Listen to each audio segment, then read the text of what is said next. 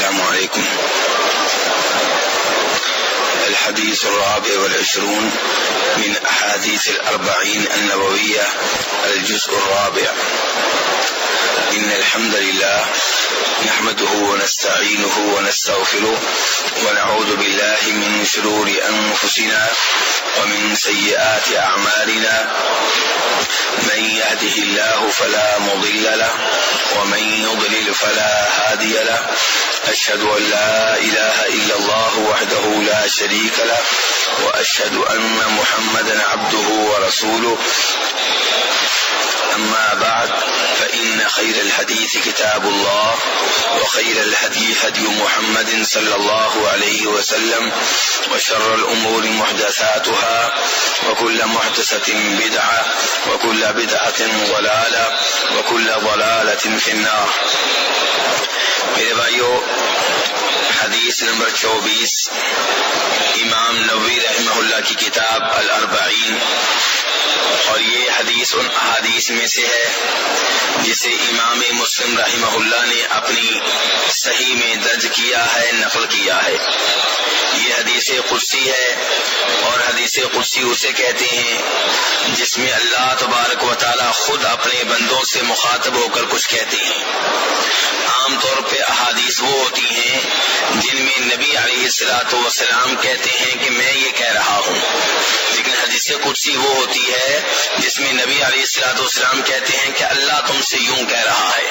خود اللہ مخاطب ہوتا ہے، خود اللہ کلام کرتا ہے. اسے حدیث قدسی کہا جاتا ہے.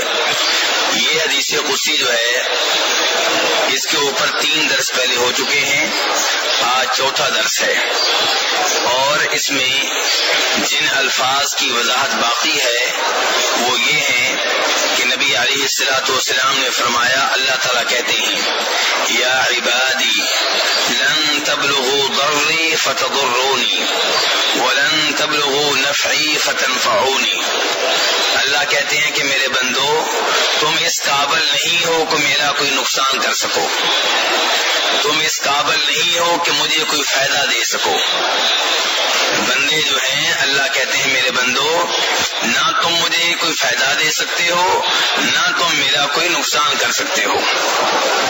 اسی بات کو مزید واضح کرتے ہوئے اگلی حدیث میں یہ ہے، اسی حدیث کے اگلے الفاظ میں یہ ہے یا عبادی لو ان اولکم وآخرکم وانسکم وجنکم كانوا على اتقى قلب رجل واحد منکم ما زاد ذلك في ملکی شیئا.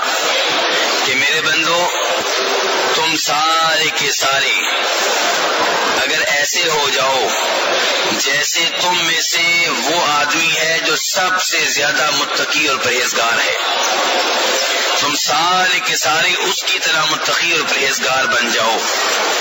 انسان بھی جن بھی، آدم علیہ الصلوۃ والسلام سے لے کے قیامت تک آنے والے جتنے انسان ہیں سارے کے سارے نمبر 1 متقی بن جاؤ.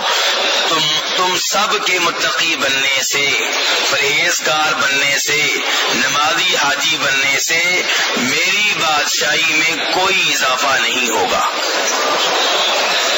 میرے بھائیوں دیکھیے، اللہ شہنشاہ کتنا بے پرواہ ہے، کتنا بندوں سے بے نیاز ہے.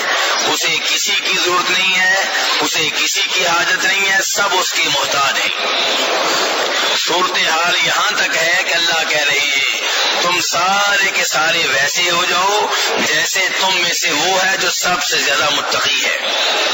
ہاں جی، تمام انسانوں میں سب سے زیادہ متقی کون ہے؟ نبی علیہ الصلوۃ والسلام. گویا کہ اللہ کہہ رہے ہیں کہ تم جناب محمد علیہ الصلوۃ والسلام کی طرح سارے کے سارے متقی بن جاؤ، پرہیزگار بن جاؤ، حاجی نمازی بن جاؤ، مجھ سے ڈرنے والے بن جاؤ. تم سب کی وجہ سے میری بادشاہی میں کوئی اضافہ نہیں ہوگا. میری بادشاہی پہلے سے ہی کامل اور مکمل ہے. کتنا فرق ہے دنیاوی بادشاہوں میں اور اللہ تعالیٰ میں. ایک ملک ہے، اس کا بادشاہ ہے، اگر اس ملک کے سارے لوگ کہیں کہ ہم نے بادشاہ کی بات ماننی ہے، اس کے کسی بھی حکم کی خلاف ورزی نہیں کریں گے تو بادشاہ کی عزت میں اضافہ ہوگا، بادشاہ کے وقار میں اضافہ ہوگا. لیکن اللہ کا معاملہ ایسا نہیں ہے. اللہ بے نیاز، اللہ کسی کے محتاج نہیں، اللہ بے پرواہ. اور اللہ کی بے نیازی کا معاملہ یہاں تک پہنچ چکا ہے کہ فرمایا سارے کے سارے انسان مل کے اللہ کی عبادت کرنا شروع کر دیں، یہ عہد کر لیں کہ ہم کبھی بھی اللہ کی نافرمانی نہیں کریں گے، ہمیشہ اللہ کا ذکر کریں گے، اللہ کی اطاعت کریں گے، اللہ کے فرامین کی تعمیل کریں گے. فرمایا تم سب سے میری بادشاہی میں کوئی اضافہ نہیں ہوگا. تو یہ جو ہم حج کرنے آئے ہیں، عمرہ کرنے آئے ہیں، نمازیں پڑھتے ہیں، کیا یہ اللہ کے اوپر ہمارا احسان ہے؟ نہیں، اللہ کا ہمارے اوپر احسان ہے کہ اس نے ہمیں توفیق دی. کتنے ہی لوگ ہیں جو ہم سے زیادہ مالدار ہیں، ہم سے زیادہ پیسے کے مالک ہیں، لیکن عمرے کے لیے آج تک نہیں آ سکے، اور ہمیں اللہ نے بلا لیا. یہ اللہ کا احسان ہے، ہمارا اللہ کے اوپر کوئی احسان نہیں ہے. اللہ تو بے نیاز ہے، اللہ کو کسی کی ضرورت نہیں ہے، نہ کسی نبی کا محتاج، نہ کسی ولی کا محتاج، نہ کسی فرشتے کا محتاج، نہ کسی جن کا محتاج. اسی لیے اللہ نے کہا ہے نا سورہ بنی اسرائیل کے آخر میں وَلَمْ يَكُنْ لَهُ وَلِيٌّ مِّنَ الذُّلِّ وَكَبِّرْهُ تَكْبِيرًا. اللہ کہتے ہیں میرے ولی ہیں، لیکن میرا ایک بھی ایسا ولی نہیں ہے جس کا میں محتاج ہوں، جس کی مجھے ضرورت ہو. اللہ نے اپنے نیک لوگوں کو اپنا ولی بنایا ہے، لیکن اللہ ان کے محتاج نہیں ہے، ولی اللہ کے محتاج ہیں. اور اس حدیث کے اگلے حصے میں فرماتے ہیں اللہ تعالیٰ یا عبادی لو ان اولکم وآخرکم وانسکم وجنکم کانوا علی افجر قلب رجل واحد منکم ما نقص من ملکی شیئا. اللہ کہتے ہیں میرے بندو تم سارے کے سارے آپس میں متحد ہو جاؤ، اتفاق کر لو اس بات پہ کہ ہم ہمیشہ اللہ کی نافرمانی کریں گے، اللہ کی کوئی بھی بات نہیں مانیں گے، نمازیں نہیں پڑھیں گے، حج نہیں کریں گے، زکوٰۃ نہیں دیں گے، شرک کریں گے، بدکاریاں کریں گے، سود لیں گے، رشوت دیں گے، لیں گے، سارے کے سارے پکے فاسق و فاجر بن جاؤ اس آدمی کی طرح جو تم میں سے سب سے بڑا فاسق و فاجر ہے. اور وہ کون ہے؟ ابلیس، شیطان. اس کی طرح تم سارے شیطان بن جاؤ، اس کی طرح تم سارے ابلیس بن جاؤ، اس کی طرح تم سارے کافر فاسق و فاجر بن جاؤ. اللہ کہتے ہیں میری بادشاہی میں کوئی کمی نہیں ہوگی. یہ ہے وہ شہنشاہ. ہم سارے عبادت کریں تو اللہ کی بادشاہی میں کوئی اضافہ نہیں ہوتا. ہم سارے مل کے اللہ کی نافرمانی شروع کر دیں، اللہ کی بادشاہی میں کوئی کمی نہیں آتی. اسی لیے اللہ تبارک و تعالیٰ نے سورہ فاطر میں 22ویں پارے میں یہ بیان کیا پہلے کہ والذین تدعون من دونہ ما یملکون من قطمیر، کہ جن کو تم پکارتے ہو، جن کو تم حاجت روا سمتے ہو، مشکل کشا سمتے ہو، مختار کل سمتے ہو، اسی لیے تم انہیں پکارتے ہو، ان کی حالت یہ ہے فرمایا کسی بھی چیز کے مالک نہیں ہے. تم کہتے ہو مشکل کشا، تم کہتے ہو حاجت روا، اللہ کہتے ہیں کسی بھی چیز کے مالک نہیں ہے. اللہ کہتے ہیں حتیٰ کہ وہ کھجور جو تم کھاتے ہو اس کے اندر گٹھلی ہوتی ہے، گٹھلی کے اوپر ایک ہلکا سا چھلکا چڑھا ہوتا ہے، لفافہ چڑھا ہوتا ہے باریک سا، فرمایا یہ اس کے بھی مالک نہیں ہے. جن کو تم پکارتے ہو، جن کو تم ولی سمجھ کے، مشکل کشا سمجھ کے، حاجت روا سمجھ کے پکارتے ہو، یہ تمہیں بیٹا کیا دیں گے، تمہیں رزق کیا دیں گے، تمہیں اولاد کیا دیں گے، تمہیں بادشاہت کیا دیں گے، خود کسی بھی چیز کے مالک نہیں ہے. فرمایا کھجوروں کے مالک نہیں ہیں، کھجوروں کے باغات کے مالک نہیں ہیں، کسی ایک کھجور کے درخت کے مالک نہیں ہیں، کھجور کے کسی ایک خوشے کے ٹہنی کے مالک نہیں ہیں، کھجور کے کسی ایک دانے کے مالک نہیں ہیں، کھجور کی گٹھلی کے مالک نہیں ہیں. اللہ کہتے ہیں بلکہ کھجور کی گٹھلی کے اوپر جو باریک سا لفافہ چھلکا چڑھا ہوتا اس کے بھی مالک نہیں ہے۔ یہ اللہ نے ان کا حال بیان کیا جن کو لوگ پکارتے ہیں۔ ہم کیا کہتے ہیں؟ یا علی مدد، فرمایا علی کا یہ حال ہے رضی اللہ تعالیٰ عنہ۔ ہم کہتے ہیں یا حسین مدد، ہم کہتے ہیں یا غوث اعظم مدد۔ ہم نے کسی کا نام داتا رکھ دیا، کسی کا نام دستگیر رکھ دیا، کسی کا نام غوث اعظم رکھ دیا، کسی کا نام غریب نواز رکھ دیا، اور ہم نے کہا کہ یہ شفا دیتے ہیں، یہ رزق دیتے ہیں، یہ بیٹے دیتے ہیں۔ اللہ نے کہا کھجور کی گٹلی کے اوپر چڑھے ہوئے ہلکے سے لفافے کے بھی مالک نہیں ہیں۔ دوسری جگہ پہ اللہ نے کیا کہا ہے کہ ان کا یہ حال ہے کہ جب یہ زندہ تھے، اگر مکھی آئے اور ان کی کوئی چیز اٹھا کر لے جائے تو مکھی سے وہ چیز واپس نہیں لے سکتے جن کو تم پکارتے ہو۔ پھر اللہ نے اپنی شان بیان کی، پھر اللہ نے اپنا مقام بیان کیا، فرمایا یا ایھا الناس انتم الفقراء الی اللہ واللہ هو الغنی الحمید۔ اے لوگوں میں نبی آتے ہیں؟ جی بالکل، اس میں نبی بھی ہیں، اس میں ولی بھی ہیں، اس میں انسان بھی ہیں، اس میں جن بھی ہیں، اس میں فرشتے بھی ہیں۔ فرمایا اے لوگوں تم سارے کے سارے انتم الفقراء الی اللہ، تم سارے کے سارے اللہ کے محتاج ہو، تم سارے کے سارے فقیر ہو۔ سانس لینے میں تم میرے محتاج ہو، پیشاب کرنے میں تم میرے محتاج ہو، کھانے میں تم میرے محتاج ہو۔ کھانا تم کو میں دیتا ہوں، کھانا مل جائے اگر میں نہ چاہوں تم اپنے پیٹ میں داخل نہیں کر سکتے، پیٹ میں چلا جائے تم نکال نہیں سکتے۔ ایک ایک سانس میں، ایک ایک لمحے میں، ایک ایک شے میں تم میرے محتاج ہو۔ واللہ هو الغنی الحمید، اور میں بے پرواہ بے نیاز تم میں سے کسی کا بھی محتاج نہیں ہوں۔ الحمید، میں قابل تعریف ہوں، میں تعریفوں والا ہوں۔ تم میری تعریفیں کرو نہ کرو میرے اوپر کوئی فرق نہیں پڑے گا۔ یہ ہے وہ اللہ جس کو سجدہ کرنے کا مزہ آتا ہے، جس کو رکوع کرنے کا مزہ آتا ہے، جس کے نام پہ بکرا ذبح کرنے کا مزہ آتا ہے، مشکل وقت میں مصیبت میں جس کو پکارنے کا مزہ آتا ہے۔ افسوس ہے ان بھائیوں پہ جو کلمہ پڑھتے ہیں اور ان مردوں کو پکارتے ہیں، ان فوت شدہ ولیوں کو پکارتے ہیں جن کے بارے میں اللہ کہتے ہیں وَهُمْ عَنْ دُعَائِهِمْ غَافِلُونَ، انہیں تو تمہارے پکارنے کا پتہ ہی نہیں ہے، غافل ہیں، بے خبر ہیں۔ میرے بھائیوں دیکھیے اللہ کی بے نیازی، اللہ کی شہنشاہیت۔ آگے فرماتے ہیں اللہ تعالی یا عبادی، کہ اے میرے بندو تم سارے کے سارے جمع ہو جاؤ ایک میدان میں۔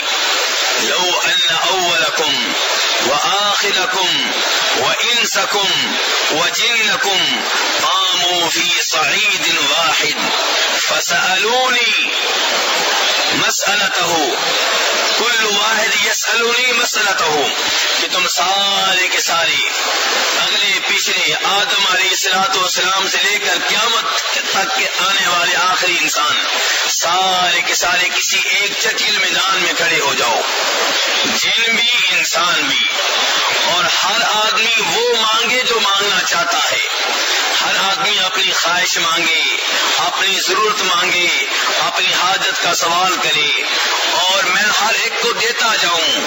فرمایا اس سے میرے خزانوں میں اتنی کمی بھی نہیں ہوگی جتنی کمی سمندر میں اس وقت ہوتی ہے جب سمندر میں سوئی کو ڈالا جائے اور سوئی کو باہر نکال لیا جائے۔ سوئی کے ساتھ کتنا پانی آتا ہے؟ کیا سوئی کو باہر نکالنے سے، سوئی کے ساتھ جو ایک دو قطرے باہر آ گئے ہیں ان کے باہر آنے سے سمندر کے پانی میں کوئی کمی واقع ہوگی؟ فرمایا ایسے ہی میں تم سب کو وہ سب دے دوں جو تم مانگنا چاہتے ہو، پھر بھی میرے خزانوں میں کوئی کمی۔ دیکھیے رب کی شان، جب ہر آدمی اللہ سے مانگنے لگے گا تو کیا کیا مانگے گا؟ یقیناً ہر آدمی چاہے گا کہ پوری دنیا کا بادشاہ مجھے بنا دیا جائے، ایسے ہے کہ نہیں ہے؟ اللہ کہتے ہیں جو تم مانگنا چاہو مانگ لو، اور سارے کے سارے مانگ لو جو تمہاری ضرورتیں ہیں، جو خواہشات ہیں، جو حاجتیں ہیں. فرمایا اس سے میرے خزانے میں کوئی کمی واقع نہیں ہوگی.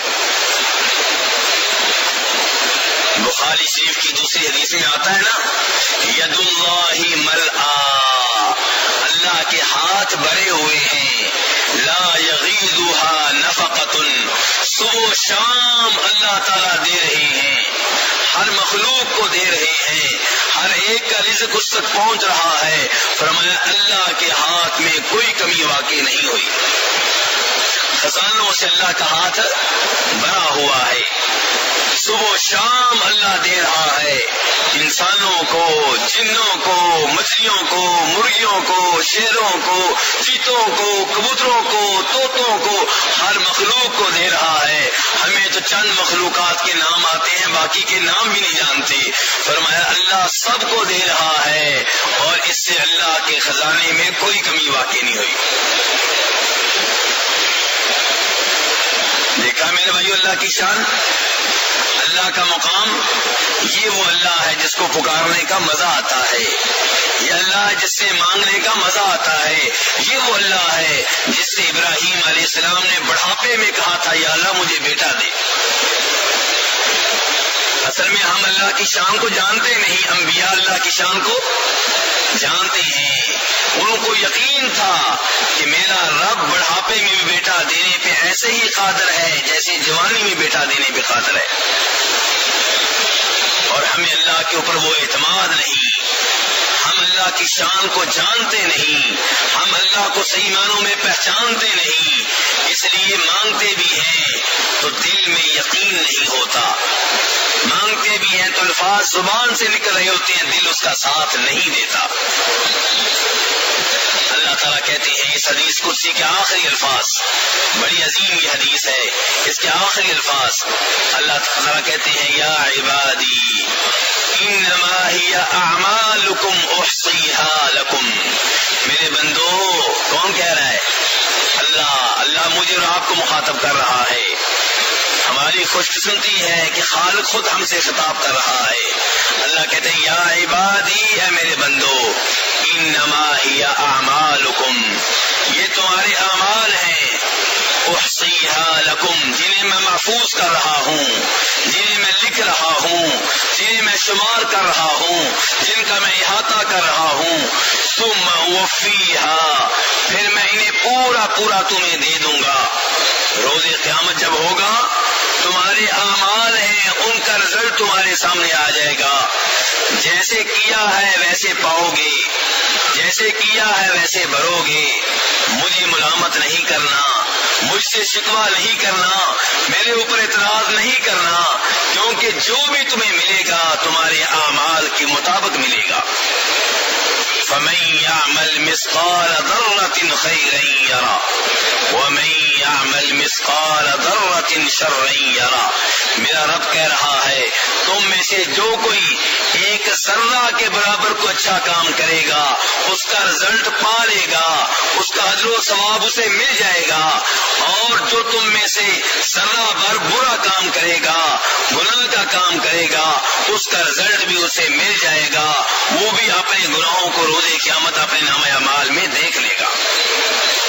تو اللہ کہہ رہے ہیں تمہارے اعمال ہیں، میں انہیں جمع کر رہا ہوں، انہیں محفوظ کر رہا ہوں، تمہارے اعمال کے مطابق تمہیں پورا بدلہ دے دوں گا. فمن وجد خیرا فلیحمد اللہ ومن وجد غیر ذلك فلا یلومن الا نفسا. اللہ کہتے ہیں اب جس کو اچھا نتیجہ ملے، جس کے ہاتھ میں جنت میں جانے کا سرٹیفکیٹ ملے، وہ اللہ کی حمد و ثنا بیان کرے، میری تعریفیں بیان کرے. اسے نمازیں پڑھنے کی توفیق میں نے دی تھی، اسے عمرہ کرنے کی توفیق میں نے دی تھی، اسے روزہ رکھنے کی توفیق میں نے دی تھی، اسے تلاوت کرنے کی توفیق میں نے دی تھی، اور آج جنت کا سرٹیفکیٹ اسے میں دے رہا ہوں.